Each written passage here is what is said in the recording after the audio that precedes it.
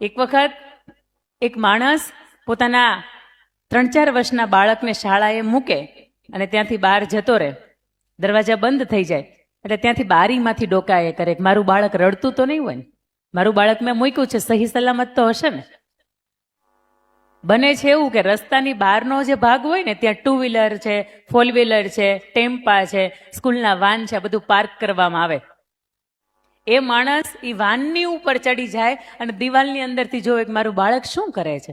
રડતું તો નહીં હોય ને, કારણ કે પહેલી વખત જ્યારે આંગળી પકડીને નર્સરીમાં આપણે મૂકવા આવીએ ત્યારે સૌથી વધારે ડર આ હોય, ચિંતા આ હોય કે રડશે તો નહીં ને.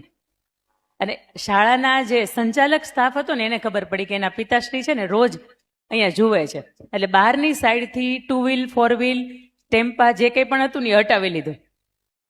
આજે 6થો દિવસ એ બાળકને એના પપ્પા મૂકવા માટે આવ્યા છે અને બહારથી જુએ છે કે એકે વસ્તુ હવે એવી નથી જેની ઉપર ચડીને મારા બાળકની અંદરની જે પ્રગતિ છે ને એ જોઈ શકું. થોડીક વાર થઈ ને એટલે દરવાજા પાસે ઊભા હતા. અંદરથી એક માણસ આવ્યો બારો અને એના હાથની અંદર એક ચિઠ્ઠી આપી અને એ ચિઠ્ઠીની અંદર લખ્યું હતું, your child is safe, your child is happy. તમારું બાળક સેફ પણ છે અને તમારું બાળક હેપી પણ છે. આ સંસ્થા તમને આવી જ સલામતી આપે છે કે આ સંસ્થાના માધ્યમથી તમને આવી જ સુરક્ષા આપવામાં આવે છે કે આ આંગણાની અંદર તમારું બાળક સેફ પણ છે અને તમારું બાળક ખુશખુશાલ પણ છે. સૌથી પહેલાં તો હરિભાઈ ગોધાણી કેમ્પસના 6 દાયકા વીત્યા છે અને 6 દાયકાની અંદર ઘણા બધા વિદ્યાર્થીઓ ભણીને ગયા છે. આજે એમના સંતાનોના સંતાનો છે ને એ પણ અહીંયા ભણી રહ્યા છે. કેટલાય એવા વ્યક્તિ છે જે અહીંયાથી ભણીને ગયા છે અને અહીંયા શિક્ષક તરીકે પોતે ભણાવી રહ્યા છે. આવા પટાંગણની અંદર, આવા ઉર્જાવાન સ્થળની અંદર આપ સૌ જ્યારે ઉપસ્થિત થયા છો ત્યારે ફરીથી આપને આવકારું છું. આજની વાત છે કંઈક ABCDની. સવારમાં દીકરીઓએ સાંભળી છે એટલે એમને ધ્યાને છે, પણ એથી લઈને Z સુધીમાં અમુક બદલાવ આવશે. અમુક વાર્તાઓ હશે ને તમારા માટે નવી હશે, અમુક સત્ય પ્રસંગો હશે ને એ તમારા માટે નવા હશે. સૌથી પહેલાં તો અહીંયા વાલી મિત્રો બેઠા છે. મારે આપને એ પૂછવું છે, બાળકો સતત તમારી સાથે રહેવાના છે. હવે હોસ્ટેલમાં રહીને ભણતા નથી, એટલે સૌથી વધારે તમને હું પૂછું કે કયા ક્વેશ્ચન તમને છે, એટલે તમે શું કહેશો? મારું બાળક ફોન જોવે છે, મારું બાળક ટીવી જોવે છે, મારું બાળક જિદ્દી છે અને મારું બાળક કોઈનું માનતું. આ તમે બોલો છો એટલે બાળક તમારું માનતું નથી, વાત સાચી. આ વાત બધી હું સ્વીકારું છું. બાળકને ફોન જોવાની આદત છે, બાળકને ટીવી જોવાની આદત છે. તમારું નાનું નાનું જે ભૂલકું હવે દુનિયાને સમજતા શીખ્યું છે, આ વ્યક્તિ હવે થોડી થોડી જિદ્દી થઈ જાય છે અને એ બાળક છે એ તમારું કોઈનું માનતું નથી. પણ આપ સૌને મારે એ પૂછવું છે કે હું તમને 5 મૂવીના નામ પૂછું તો તમે બોલી શકો હા કે ના? મમ્મી પપ્પાને પૂછવા દો, તમે બોલી શકો હા કે ના? મોટે જ બોલો. 5 મૂવીના નામ કોને ન આવડે? હા. 5 હીરોના નામ પૂછું તમે બોલી શકો? વાલી મિત્રો મારી વાત ઉપર ધ્યાન આપજો, હા કે નાનો જવાબ મને આપજો.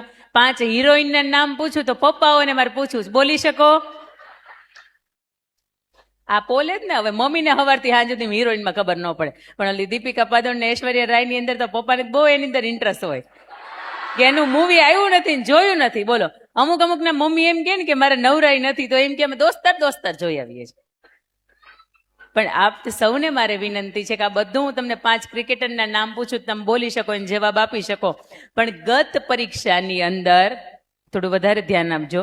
ગત પરીક્ષાની અંદર તમારા બાળકના છેલ્લા 5 વિષયની અંદર કેટલા માર્ક આવ્યા છે, આ તમને હું સવાલ પૂછું, તમારે જવાબ આપી શકો? જય સીતારામ. આ લોકો સવારના સાક્ષી છે. જેનો જવાબ તમારી પાસે નથી ને જવાબ છે જય સીતારામ.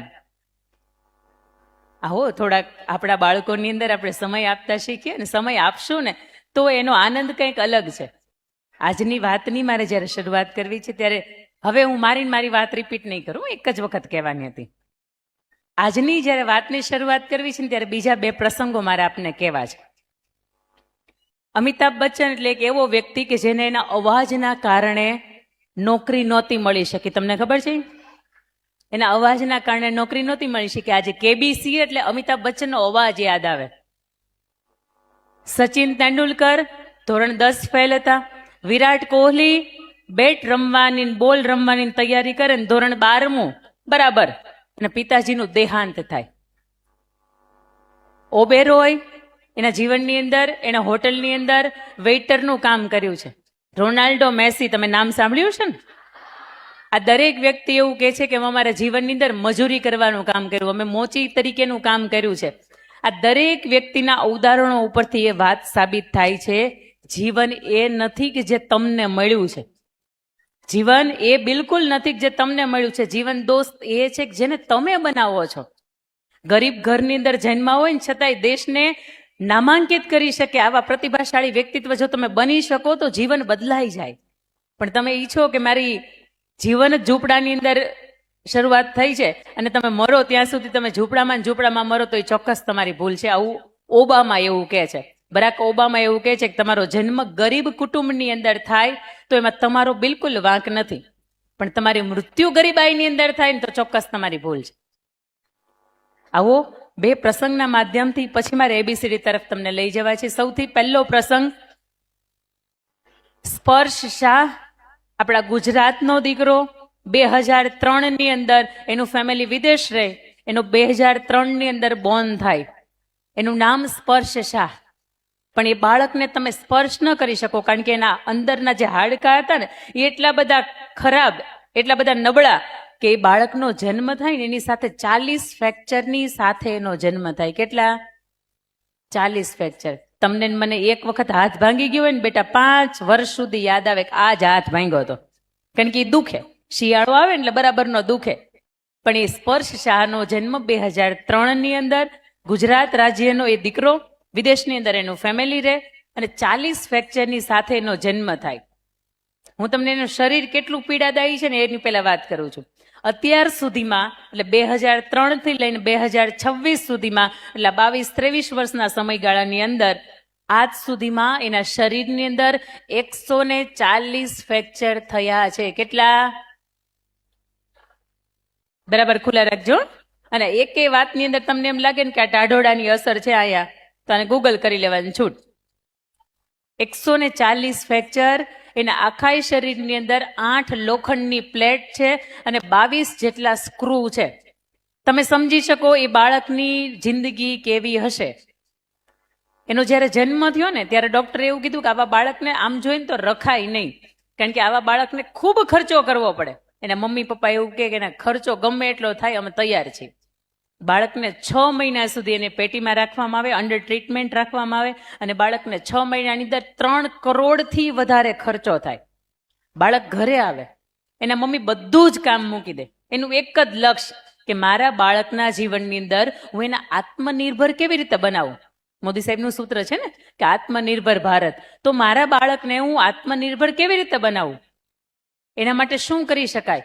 દરેક બાળક હોય ને, દરેક વ્યક્તિ હોય ને એના જીવનની અંદર એક કળા એવી હોય કે જો એને ઓળખાઈ જાય ને તો એ કળા સાથે આગળ વધે ને તો એમાં વિશ્વ લેવલ સુધી પોતાનું નામ રોશન કરી શકે.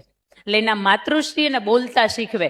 જીભ એક જ વસ્તુ આખા શરીરમાં એવી છે, એક જ અંગ એવું છે કે એની અંદર હાડકું નથી, એટલે એની અંદર ફ્રેક્ચર થવાની બીક કોઈ પણ જાતની નથી.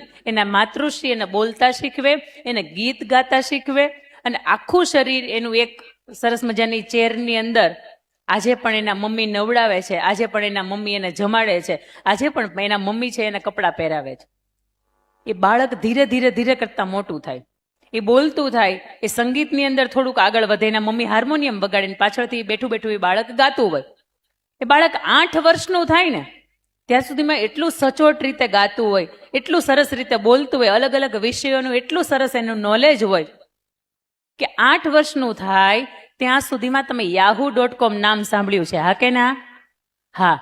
8 વર્ષનું થાય એટલે yahoo.com કંપનીવાળા એ બાળકને વિશ્વનું શ્રેષ્ઠ બાળકનો એવોર્ડ એને આપે. એનાથી થોડું મોટું થાય 13 વર્ષનું થાય પહેલી વખત એ ટોક શો કરે અને ટોક શો ની અંદર 2.5 કરોડથી વધારે એના ફોલોવર્સ, આજે તો 3-3.5 કરોડ એના ફોલોવર્સ પહોંચ્યા હશે.